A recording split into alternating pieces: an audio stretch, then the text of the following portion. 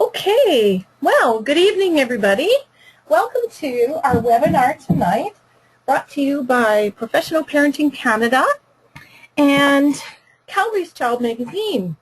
And we're going to start the new year off in all the kids were back this week, so we're starting off with the topic of bullying, which is probably appropriate with the new school year. So can I just get a little heads up, if you could type in the chat box or the question box, just to make sure you can hear me. And can someone do that? Okay. Great. Super. Okay, I think you can hear me. Alrighty. So I'm assuming you have school-aged children because that's when parents really start to look at bullying. So, but it does happen everywhere. So, okay, so and what I'm going to do is I'm going to base a lot of my notes on the work of Barbara Coloroso. I'm sure everybody knows of her and her work in bullying. And she has also written books on genocide, which is the absolute end of the continuum for bullying. And if we look at the events that happened in Paris last week, there's a big example of bullying in the adult world too.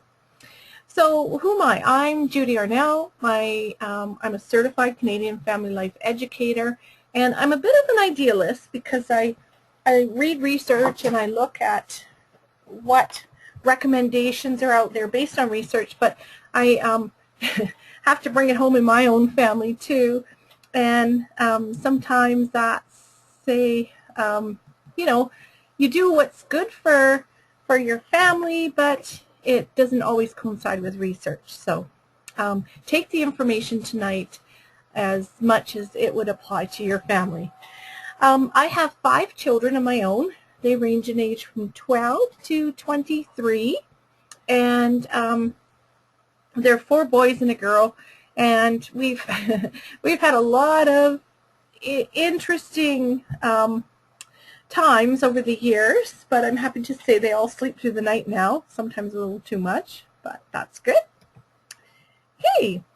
And I teach parenting around Calgary, so if you're interested in more school-age type parenting courses, you're probably all past the toddler stage. But and if you're interested, if you could type in the chat box how old your children are, and then I can have a kind of an indication of what grades they might be in school. So it's totally anonymous. No one can see it but me.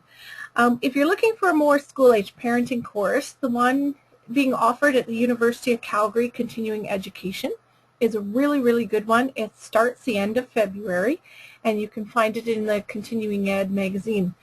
It's called Parent Effectiveness Training, and that's for ages 4 to 19, parents of ages 4 to 19. And then there's also another one in April called Parenting Today's Teens, which is a 4-week course, and really, really good too.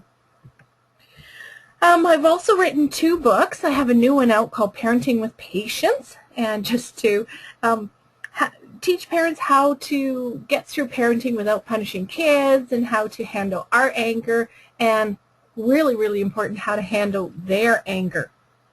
I've also written a book on positive discipline, so discipline without punishments.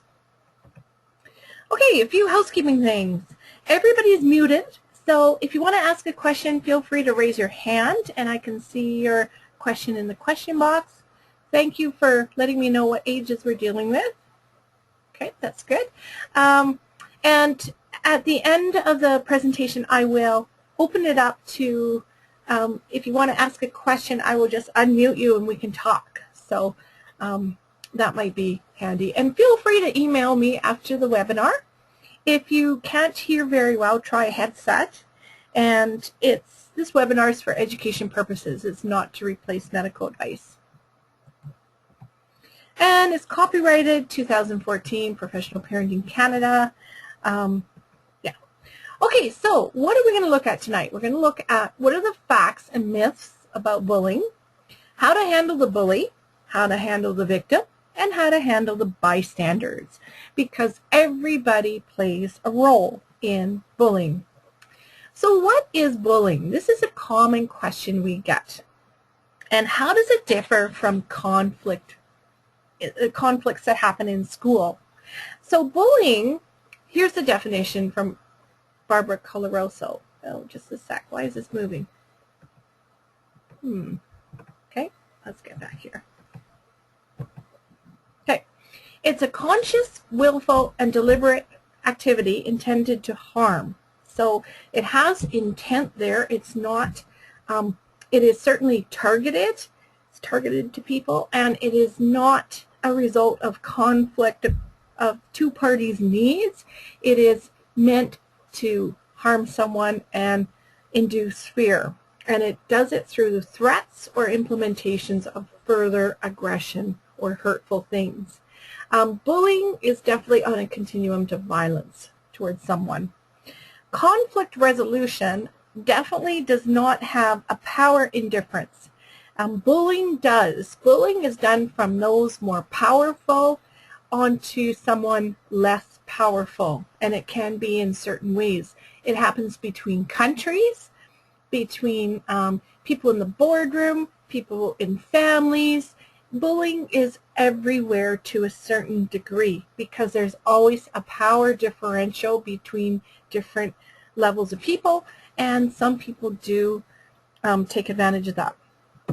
Okay, so who is a bully?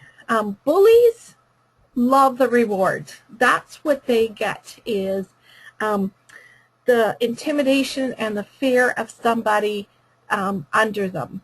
They tend to not have empathy or guilt, or they don't get to see it, and especially in the case of cyberbullying, they don't see the effects of what they're doing with another person. It's very removed from them, so they don't have to feel any empathy. They like to win and be in charge, and we used to think bullies had low self-esteem, and now we know that they don't. They have oftentimes a high sense of self-esteem. In fact, that they have a sense of entitlement, that they should be more powerful against someone, and they should get what they want all the time. So we don't tend to talk about self-esteem and parenting in terms of high and low anymore. It's more in terms of healthy or unhealthy. How are bullies created? Well, bullies are created several ways. They learn it in the family to a certain extent, through siblings or through caregivers that model aggression and power. And they see it in the media, and they try it out in their own lives and reap the rewards. So it tends to incite further bullying. So everybody plays a role a bit in creating bullies.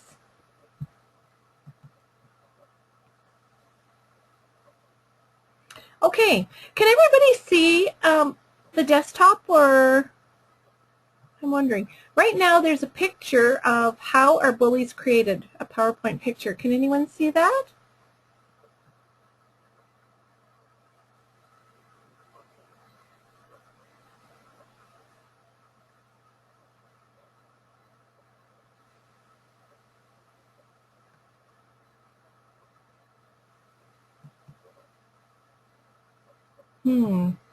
Oh, okay. I wonder why this is not working. Okay, I'm just going to take a minute here to change something.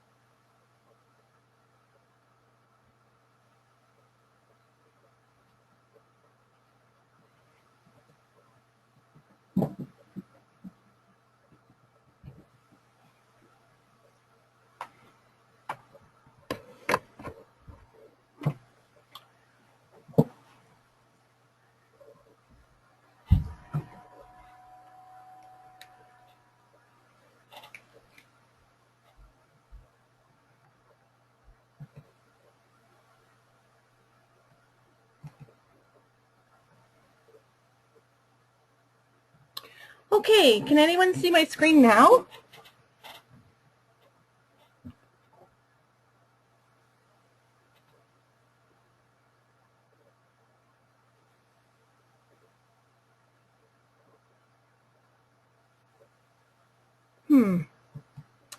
Okay, that's weird.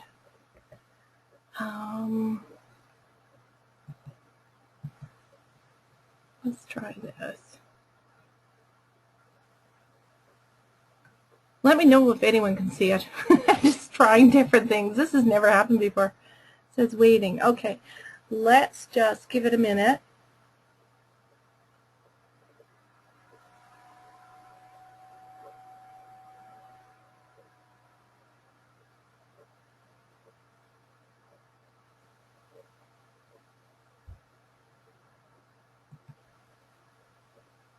Okay, anybody can see it yet?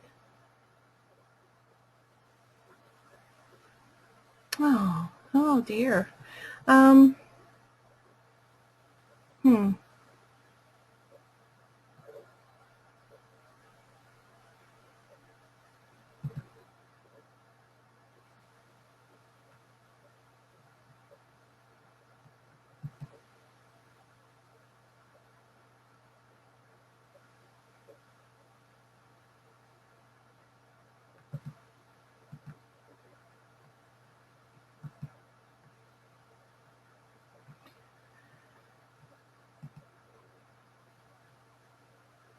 Okay, how's that?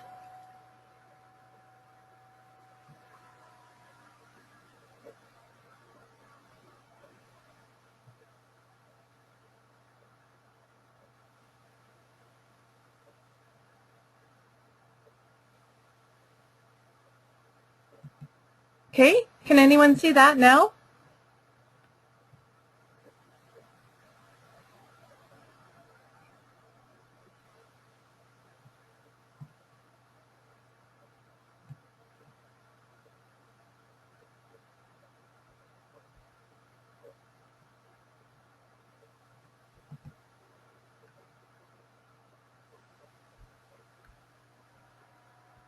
Okay, how's that?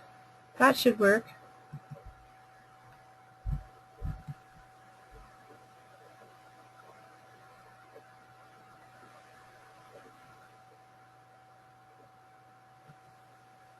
Yes. Okay, great.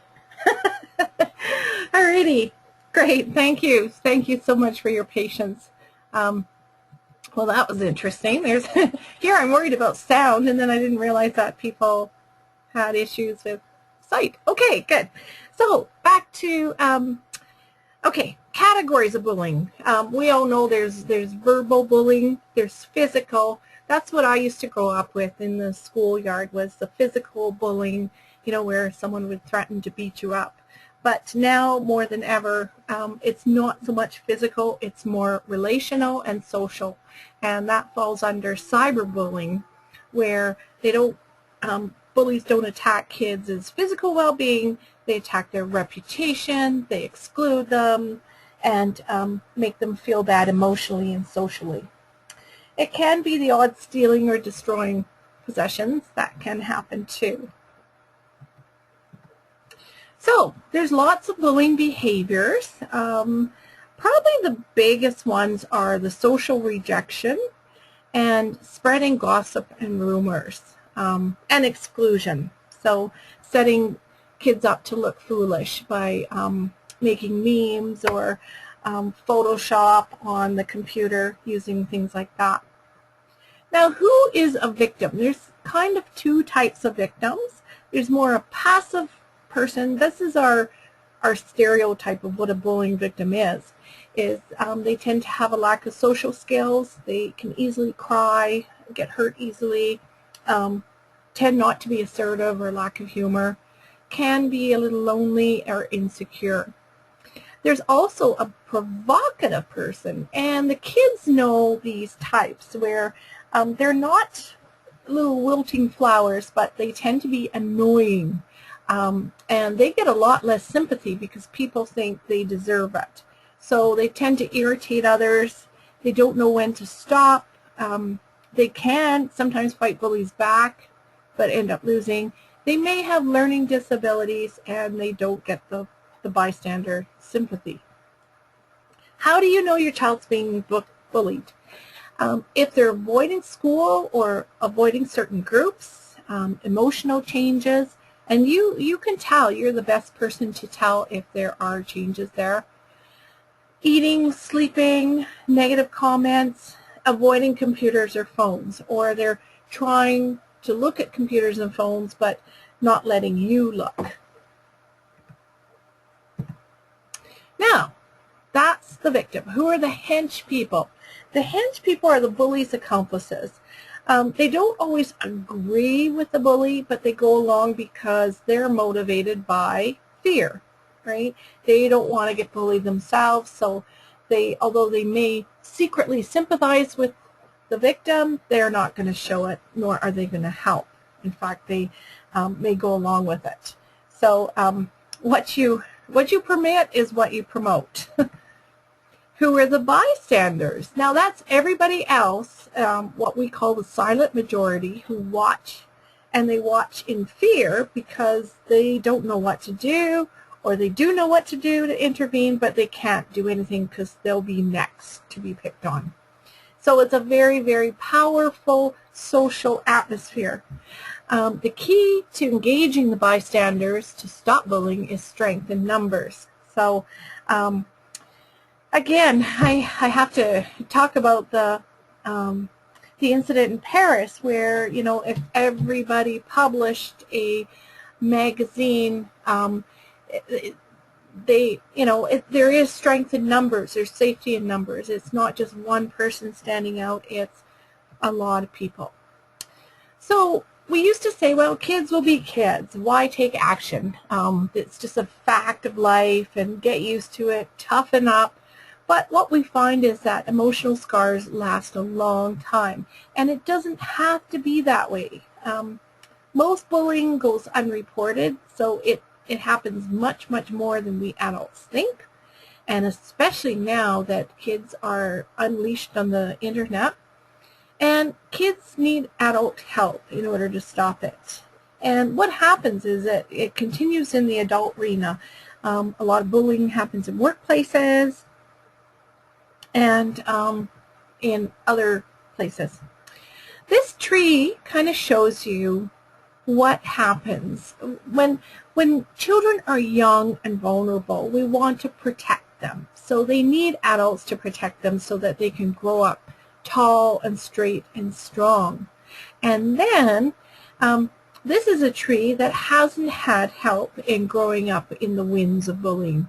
So it's a nice little metaphor that shows that children need us. They need adults to help and intervene. And it's not coddling them, it's not protecting them, it's not being a helicopter parent, it's allowing them to grow straight in socially and emotionally, so that if it is windy when they're an adult, this tree can withstand the wind. This tree has scars that last a lifetime.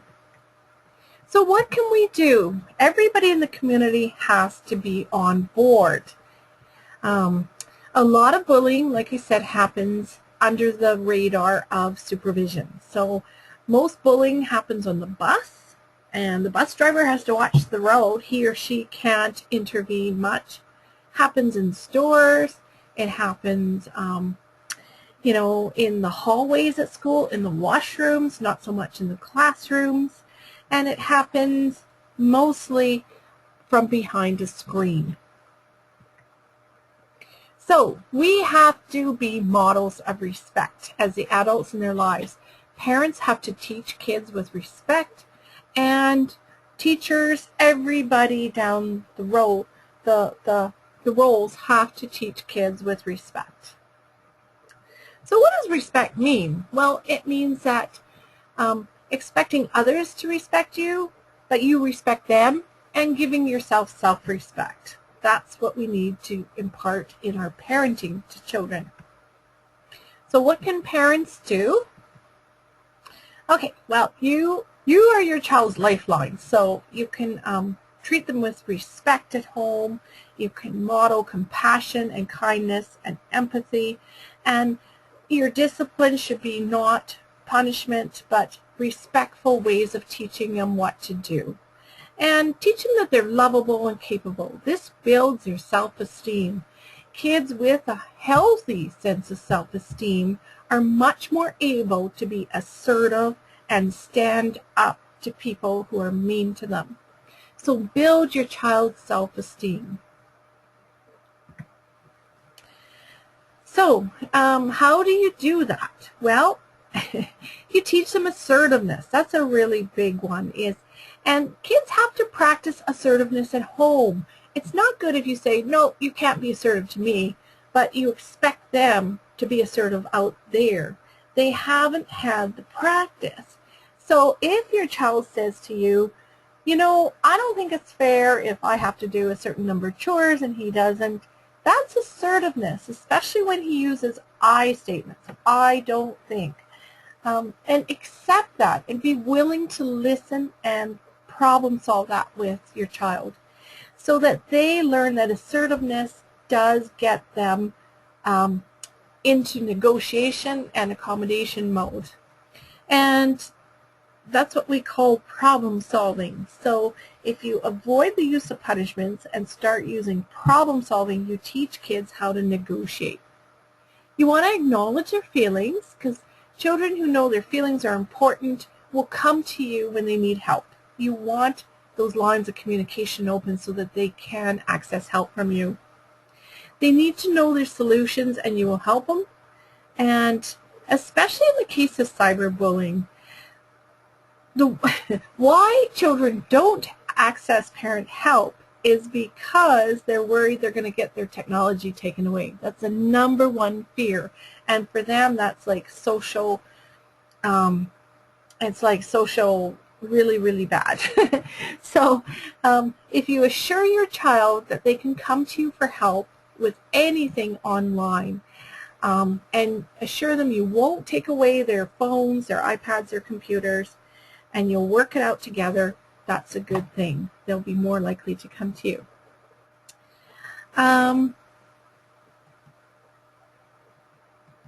Okay, and you want to make sure they use fake names on social media. I don't think anybody under age 18 should have a Facebook account under their real name.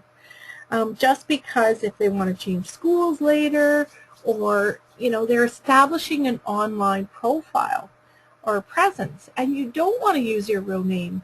You want to save that for when people are nicer, kids are nicer, more respectful, and that doesn't happen until the brain matures, like in the 20s. So, for example, my daughter, she had her first name was Heidi, and she didn't use the last name Arnall, she used Maliski, and then when she could control who would friend her, so she might meet someone and say, oh, let's be Facebook friends, and then she'd have to tell her name was Heidi Maliski, and the friend could look her up. And what that did was it kept her online presence quite clean until she was about 18 and decided to change it to her real name. But she had all these Maliskis trying to friend her because they thought she was family. But anyways, children should not have their real names unless it's, an email account. So there's 3 responses to life: surrender, assert yourself, or let it go, leave. And as I said, with your children, you want to start problem solving with them. Don't punish them, especially as they're heading into the school age years and they're able to talk more. That's a good thing. So problem solving is just figuring out what your needs are, what my needs are, coming up with solutions, and getting something to meet both our needs. Okay, most children are empathetic. Empathy starts around toddlerhood, about age 18 months, and it grows. So you can see here how each age group can help their fellow friends deal with bullying. Well, we used to tell parents to keep computers in public areas of the home, but that no longer applies. But you can do an agreement with them if they have a cell phone. Most kids don't get phones until they're about 13 and they're starting to travel independently. Kids who get phones before that, it's more of a status item. It's not necessary. And you're really introducing the internet to them on a phone where it could be quite conducive to bullying. So you want to contract with your child that they won't bully other kids, and have some guidelines for use of the phone. Okay, so cyberbullying affects everyone from teachers to principals to all kids.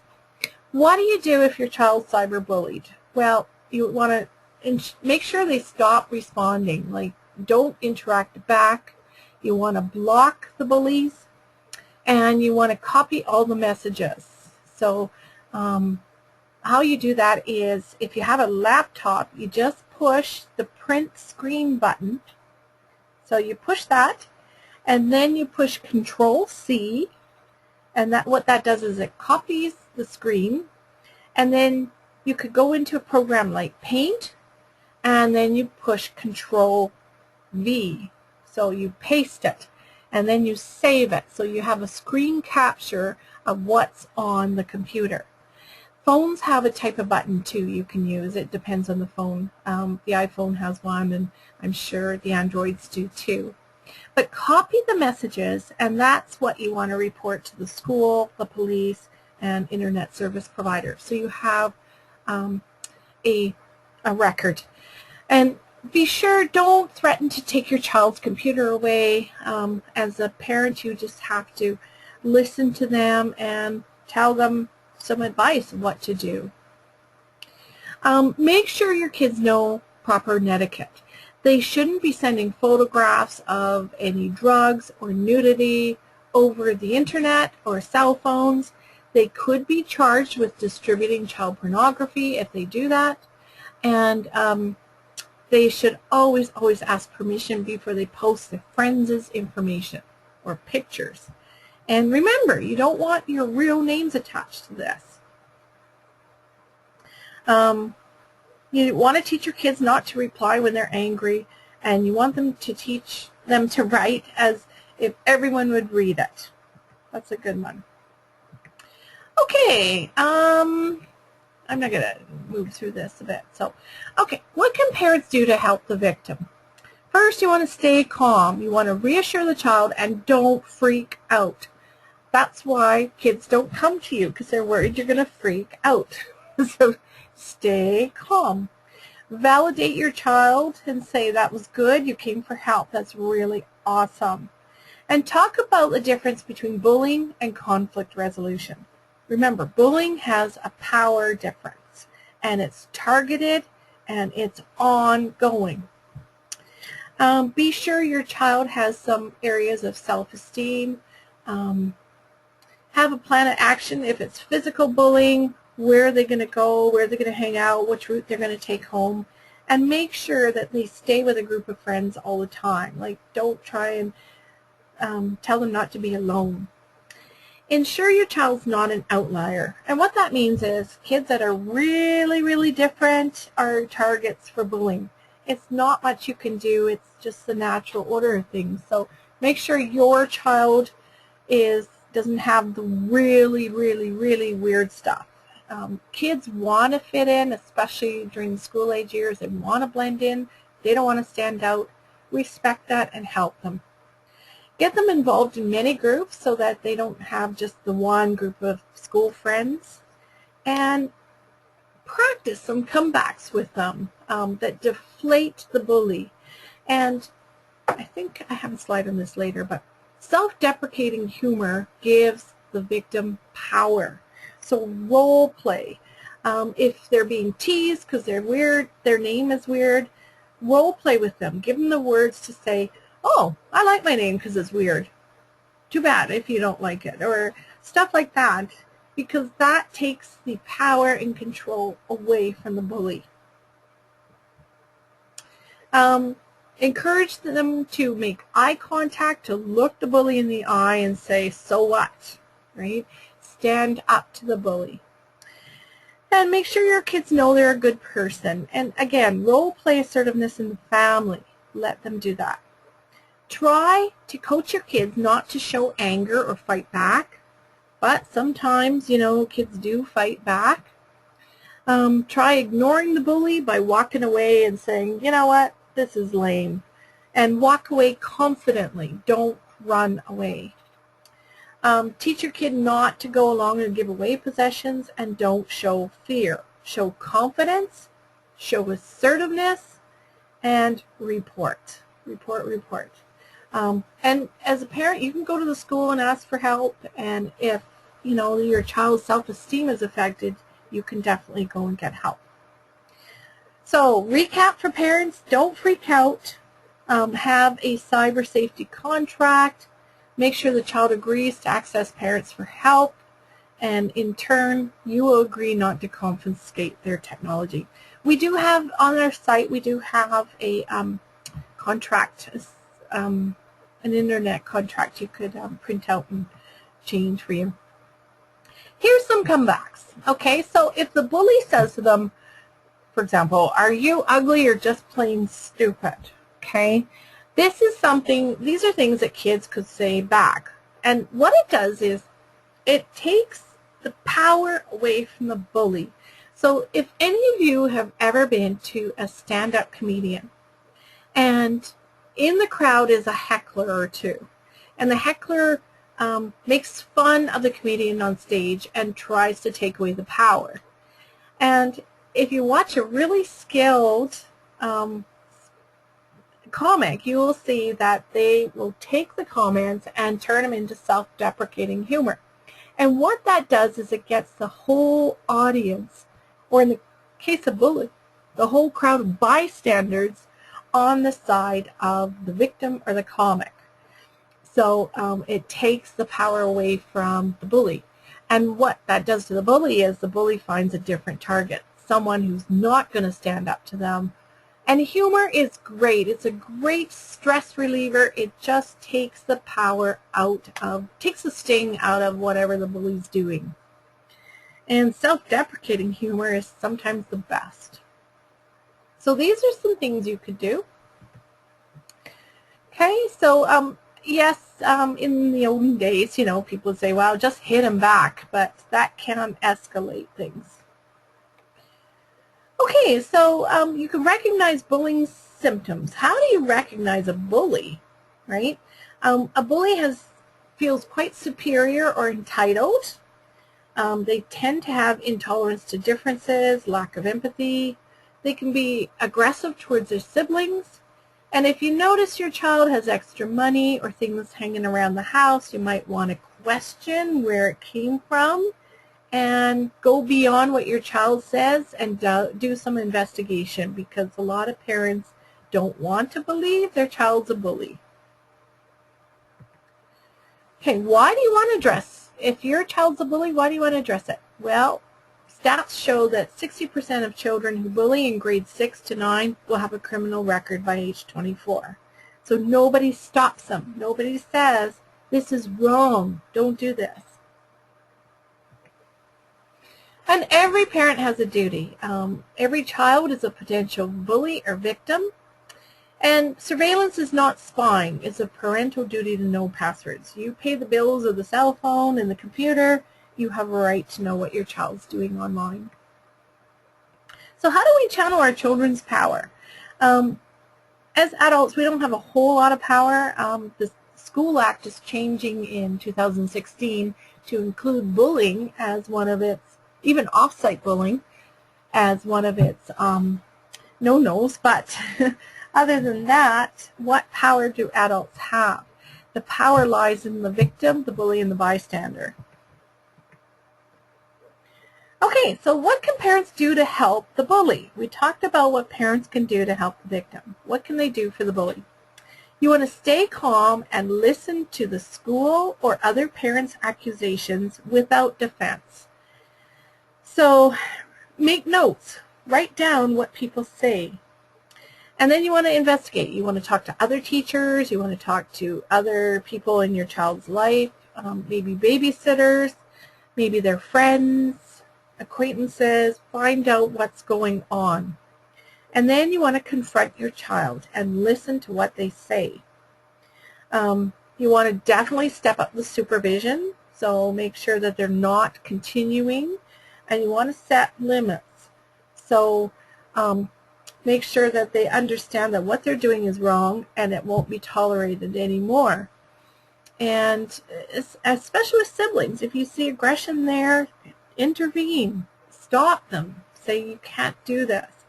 Teach them more anger management and self-control, and consider volunteering with them. Help them to find something to do that instills a bit of empathy to other people. You want to find out why they like the power of bullying. Maybe they need more power in their lives and they could find it in more safer, healthy ways. You sometimes want to teach kids how bullying affects. There's some really good movies out there on cyberbullying, and you actually see how kids react to bullying, like they're crying, and a lot of times a bully doesn't get to see that. You want to role play. You could be the victim and they could be the bully and show how it affects people's feelings. You might want to meet with the victim, but again, that's up to the other parent and the school and all parties involved. Maybe insist that they take responsibility and write a letter. And you've got to teach bullies assertiveness too. I statements begin with I. I'm not liking this. I don't want to, whatever. You want to engage a school for help in monitoring, supervision. You don't want your siblings to tease each other. You want to model respect. And unfortunately, some things will just not stop a bully. They will stop when they want to, but they don't save them, don't rescue them from the school's consequences. Make sure that they see the results of their actions. Okay, we're not going to really talk about what teachers can do, but kids won't rat each other out, definitely. So teachers need to be more aware of bullies. They need to have rules with teeth in them. And they should have, a lot of schools now have mandatory training for parents. And that's a good thing too, is that everybody needs to be on board of what cyberbullying is and isn't. So what can everyone else do is hold children accountable. Don't slough it off by saying, kids will be kids. Send a clear message. Everybody has to send that message that bullying's not acceptable. And they have to own what they did in their part, including the henchmen and including the bystanders. As Barbara Coloroso says, there are no innocent bystanders. If you're not part of the solution, you're part of the problem. But become part of the solution in numbers. There's safety in numbers. Okay, so helping the bystanders, again, talk what bullying is. Even if your child is not a bully or victim, talk to them. Open that conversation about bullying. Try and promote caring at home, when you go out.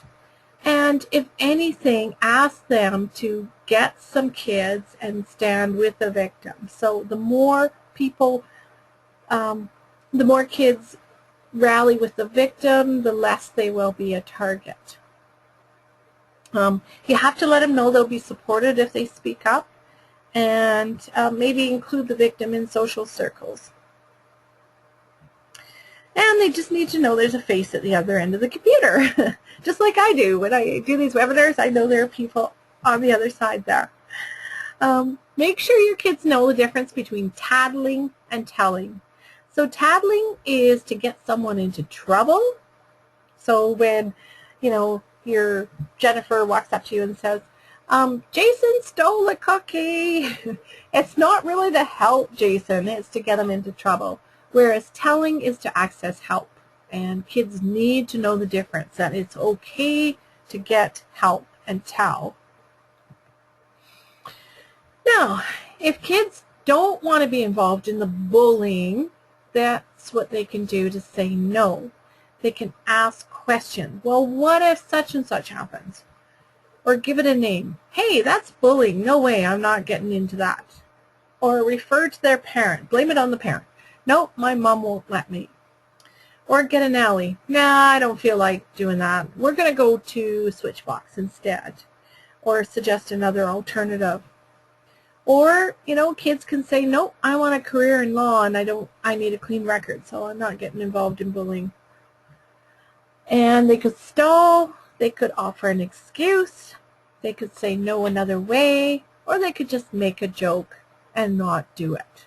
So there are many ways kids can say, no, I'm not getting involved. And if all else fails, just walk away. Now, let's say your child stands up with a victim and now starts to become a target too. The worst thing about parenting is we have to help our kids with the fallout. So help them get involved in other peer groups, acknowledge their feelings, spend more time with them, and give them extra support. Because if they go to a new school or they move on, at some point it's gonna end. You can help the hench people again by encouraging them to walk away from the bullying and join the bystanders. And we have to raise our expectations of kids. Kids are very capable of acting with compassion, and we need to expect that too. Now, before we go to questions, there's some excellent resources. Barbara Colaroso, as I said, has written a book called The Bully, Bullied, and Bystander, which I think is the most excellent book on bullying. She also wrote Just Because It's Wrong Doesn't Make It Right, which doesn't really look at bullying, but in that whole social strata of children, it's very good. How to Talk So Kids Will Listen is a good book for parenting, as well as my books. And these, I'm not too sure these are still current, but they are really good resources. There's a lot of resources on bullying.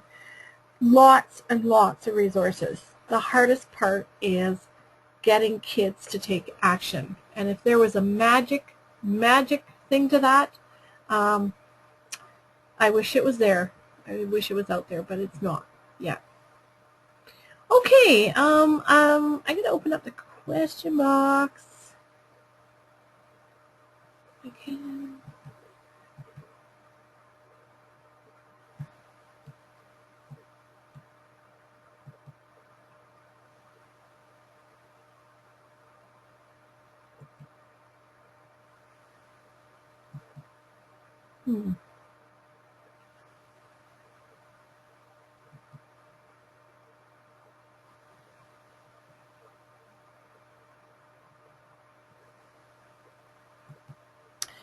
Can someone just type me a real quick question so it opens my question box? I'm having technical troubles tonight. Thank you. Okay, here we go. Okay, so we have some questions here. Let's see. Let's talk to Alice. Alice, I'm going to unmute you, and your question is?